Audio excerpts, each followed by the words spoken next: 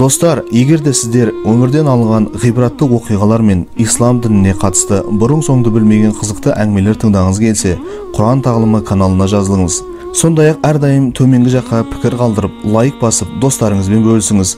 Неғұрлым көп көрермен жиналған сайын, соғұрлым қызықты әңгімелер шығады. Ендеше достар, каналға қолдау білдіріңіз. Шынайы мирас деген не? Бүгінде кейбір ата-аналар балалары үшін тапжылмай еңбек етіп, көптеген ақша тауып, жинауға тырысады. Сосын бойынан күш-қуаты кетіп, қартайған шағында қолындағы жиған бар дүниесін ертең өмірден өткенде балалары аш қалмасын деп мирас ретінде тастап кетуді көздейді. Бірақ расында шынайы атадан қалған мирас пен мұра деген осы ма? Қазақта атадан мал қалғанша тал қалсын деген қанатты сөз бар. Қасиетті Құран кәрімде былай дейді: егер мирасты бөлу кезінде қасында туысқанынан бөлек кедей-кепшік пен жетімдер болса, оларға да өз үлестерін беріңдер. Сондай-ақ оларға жылы әрі жақсы сөйлеңдер. Сөзімізге тұздық ретінде әрі аталмыш аятты толық түсіну үшін Умайя халифатында болған мына бір қызықты оқиғаға зер салып көрелік. Күндердің күнінде Мұқатил ибн Сүлейман деген көрнекті тәпсірші ғалым болыпты. Ол бірде жергілікті патша халифа Мансурдың алдына келеді. Ғалымды көрген халифа оның дана кісі екенін біліп, орнынан тұрып, маған бір ғибрат айтыңызшы, уа Мұқатил ибн Сүлейман дейді. Сонда Мұқатил: жарайды, бірақ сіз таңдаңыз, көргенімді айтайын ба, әлде естігенімді айтайын ба дейді. Халифа Мансур болса, көргеніңізді айтыңыз деп жайғасып тыңдауға кіріседі.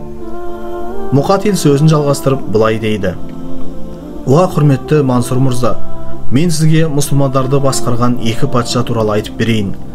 Кезінде халықты әділдікпен басқарған Омар ибн Абдул-Азиз деген кісінің 11 перзенті болыпты.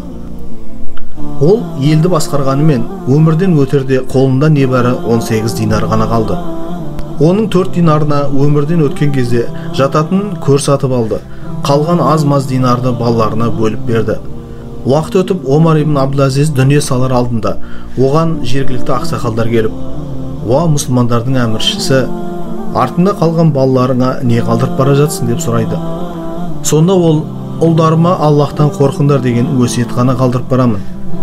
Егер де олар Аллахтан шынайы қорқатын болса, олардың өмірлік істерін жаратқан Жаббардың өзі оңтайлы етіп береді.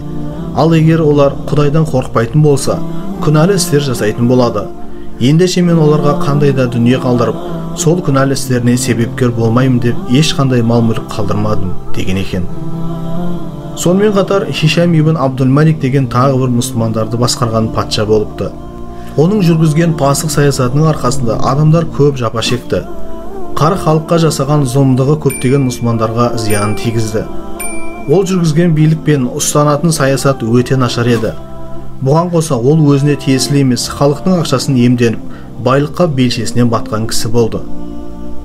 Оның да 11 перзенті болды. Хишам өмірден өтер алдын әрбір баласына есепсіз дүние тастап кетті. Оның ойынша балалары өзінен кейін ештеңеге мұқтаж болмай, шалқып өмір сүреді деп ойлады.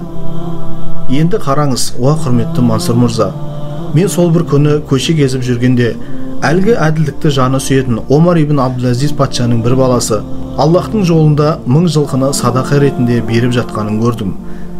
Әлгі халқына зұлымдық жасаған Хишам ибн Абдул-Маликтің бір баласы көшеде қайыр сұрап жүргенін көрдім. Ендеше бұл да болса сіз үшін үлкен өмірлік ғибрат болсын деген екен.